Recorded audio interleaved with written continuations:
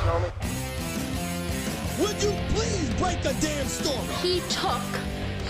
Monday, PFTOT, Week 14 is done. We got plenty of things to get to that we didn't get to during the 2 hours that we were on NBCSN. But let's begin with the game of the year because there's still some things to unpack. And we touched on this a little bit, but I want to focus on it. Okay. 48-46 final score. Exciting game. Right. Too high scoring. Yeah. How concerned should the 49ers and the Saints be about their defenses based upon what they did or didn't do on Sunday? I don't think they need to be that concerned. One, I think those are really one of the two or three offenses that maybe could even do that to them in football is right there. So I don't think it's a big picture problem for either one. I really don't. I still think the 49ers and Saints are still one of the better defenses in football.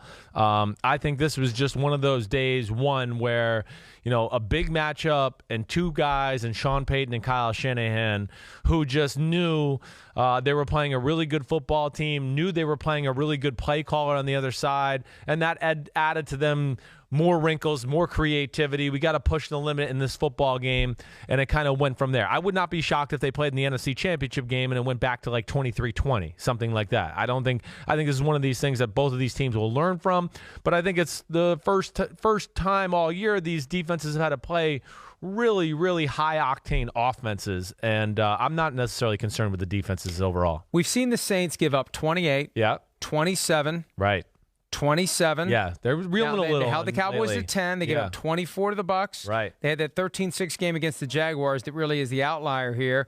25 to the Bears. There was a lot of garbage time points there. They blew out the Cardinals 31-9.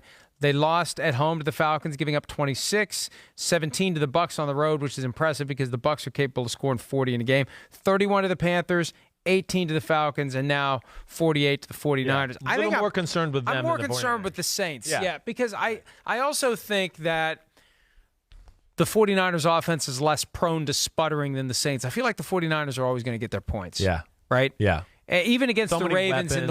in the rain, they got 17 points. Right.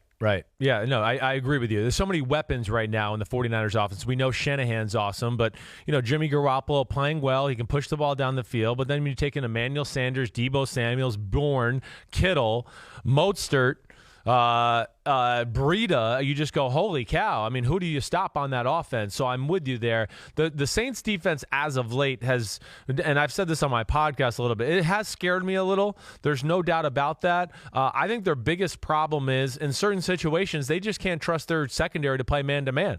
Marshawn Lattimore is the only guy they can really trust in those situations. P.J. Williams, Eli Apple, as we saw, you know, Gardner Johnson trying to cover George Kittle on the 4th and 2. You know, they're just not good enough man-to-man corners to make stops on 3rd and 4 or 3rd and 5 against the really good quality offenses in football. And that's when you need to play man-to-man, is in those situations. So you take away those short type of passing plays and things like that. So I'm definitely more concerned with the Saints defense, but not as a whole, because I just look at it and I go, you know, these are two elite offenses with two really elite head coaches, and I just don't know if there's a lot of them out there to be able to expose either one of these defenses like that again. One other wrinkle we haven't discussed from that game, Weston Richburg starting center. Oh, that hurts. Injured, and Kyle Shanahan said after the game it doesn't look like it's going to be good. Yeah, I haven't seen anything. Buckled, right. I haven't seen anything specific, but yeah, carted off. And when the coach says something like that, that means the preliminary evaluation by the doctors has resulted in that, you know, they're concerned. You know, we hear all the time, they're concerned he has a torn ACL, and that's going to be the worry. It is. It's a huge position for that offense. Yes. Yeah. Why? Well, because it's Shanahan asks a lot of his center. You know, we know the run game and the inside-outside zone. You need to be very athletic. Think about it this way. When Kyle Shanahan was with the Atlanta Falcons, one of the first things they did in free agency was get Alex Mack, right?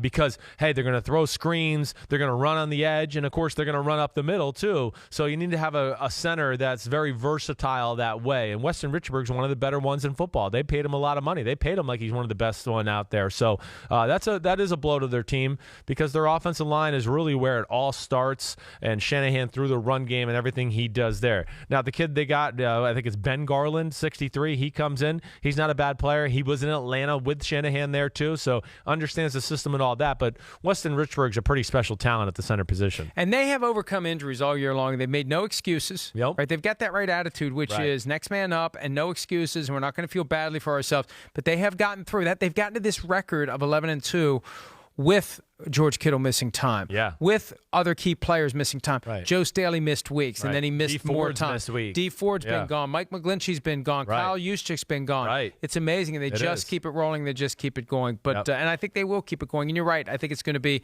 49ers Saints in the NFC Championship game. The question is, will it be in New Orleans or in San Francisco? Yeah. Either way, though, and the other point we made, I mean, I know it's important to have home field advantage, but in that Saints, Seahawks, 49ers round robin, they've all played each other, and the home teams are 0-3. Right. So maybe home field advantage. Where do won't the be as Packers critical. fit into there? Which is crazy because they're the number 2 seed. Yeah, right? the Packers. They're below them. Right, but look at what happened to the Packers when they played the 49ers. I know. In Santa Clara. You're right, and I think I don't think the Packers would fare much better if they're in New Orleans or in Seattle either. That would scare me. Hi, I'm Mike Tirico, and thanks for watching. Make sure to hit subscribe for the latest news and highlights from NBC Sports.